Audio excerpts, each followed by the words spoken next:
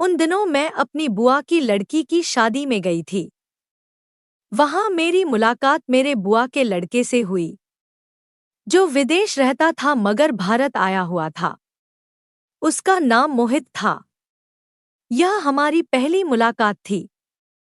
पता नहीं क्यों, उसको देखते ही मुझे कुछ अजीब सी फीलिंग होने लगी, और जहां तक मुझे लगता है उसको भी वैसी ही फीलिंग हो रही थी।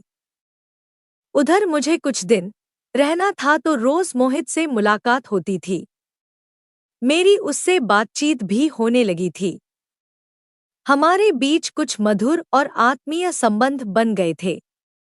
मुझे जब भी कोई बाजार का काम होता तो मैं उससे ही कहती और वह भी मेरे कहने पर हमेशा तैयार रहता। ऐसे ही नजरों से मन की बात करते हुए बुआ की लड़की की शादी कब हो गई पता ही नहीं चला। शादी के अगले दिन जब मैं वापस घर आ रही थी तो उसने मुझे अपना फोन नंबर दिया और बात करने को बोला। वहां से निकलकर घर आने तक सिर्फ मैं उसके बारे में ही सोचती रही। जब मैं घर आई तो आते ही उसको मैसेज कर दिया तो उसने भी रिप्लाई कर दिया। ऐसे ही हमारी बातें होने लगी। कुछ दिन बाद उसने मुझसे कहा मुझे तुमसे मिलना है। मैंने उसको घर बुला लिया। जब वह मेरे घर आया तो मेरे घर वाले भी उसको देखकर बहुत खुश हुए। शाम को जब वह वापस जाने लगा तो मेरे मम्मी पापा ने कहा तुम कुछ दिन यहीं रुक जाओ, क्योंकि मम्मी पापा को किसी शादी में जाना था और मेरे प्रैक्टिकल चल रहे थे, जिस कारण से मैं मम्मी पापा के साथ नहीं जा रही थी। यह सारी परिस्थितियों को देखकर मोहित मेरे घर पर रुकने को मान गया। अगले दिन पापा और मम्मी शादी में चले गए और मैं कॉलेज चली गई। जब मैं कॉलेज से घर आई तो उसने मेरे लिए चाय बनाई।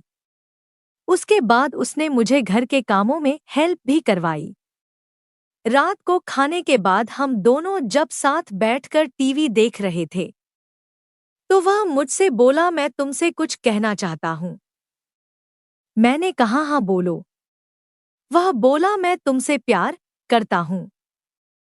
यह सुनते ही मेरे दिल की धड़कन तेज होने लगी।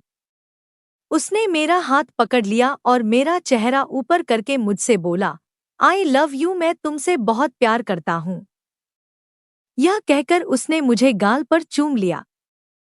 मैं शर्म से अपना चेहरा नीचे कर लिया।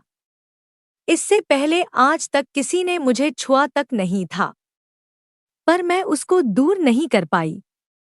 आखिर प्यार तो मुझे भी उससे था, पर मैं बोल नहीं पा रही थी। बस अपनी हामी में अपनी आंखें बंद करके उसके साथ बैठी रही। कुछ देर बाद वह खड़ा हुआ और टीवी बंद करके मुझसे बोला चलो सोते हैं। मैंने भी हामी भर दी और हम दोनों अलग अलग रूम में सोने चले गए। पर उससे अलग होकर मुझे नींद नहीं आ रही थी। लगभग 30 मिनट बाद उसका मैसेज आया सो गई। मैंने जवाब दिया नहीं, नींद नहीं आ रही। उसने कहा कि मुझको भी नींद नहीं आ रही है। मैंने लिखा क्यों? वो बोला पता नहीं, आज कुछ दिल बेचैन सा है। मैंने समझ लिया कि उसकी हालत भी मेरे जैसे ही हो रही है। तब भी मैंने लिखा किस तरह की बेचैनी है? वह बोला वो छोड़ो, तुम बताओ तुम्हें नींद क्यों नहीं आ रही है? मैंने लिखा समझ ही नहीं आ रहा है, आज कुछ अलग सा लग रहा है। उसने एक स्माइल भेजकर लिखा क्या अलग सा लग रहा है? मैंने लिखा शायद जो बेचैनी तुम्हें हो रही है उसी तरह से मुझे भी हो रही है। अब बोला क्या तुम्हारे कमरे में आ सकता हूँ? मैंने भी हाँ बोल दिया। मेरे कमरे में एक सिंगल बेड ही है। जब वह मेरे कमरे में आया तो आकर बैठ गया। पर सर्दी का सीजन था तो मैंने उसको मेरी रजाई में आने को कह दिया। अब हम दोनों एक ही रजाई में आ गए थे। कुछ देर बाद उसने अपने एक हाथ को मेरे कमर में डाला और मुझसे अपनी ओर खींच लिया। मुझे उसका यह खींचना अच्छा लगा और मैंने कोई विरोध नहीं किया। मैं तो ना जाने कब से उसके इस एक्शन की प्रतीक्षा में थी।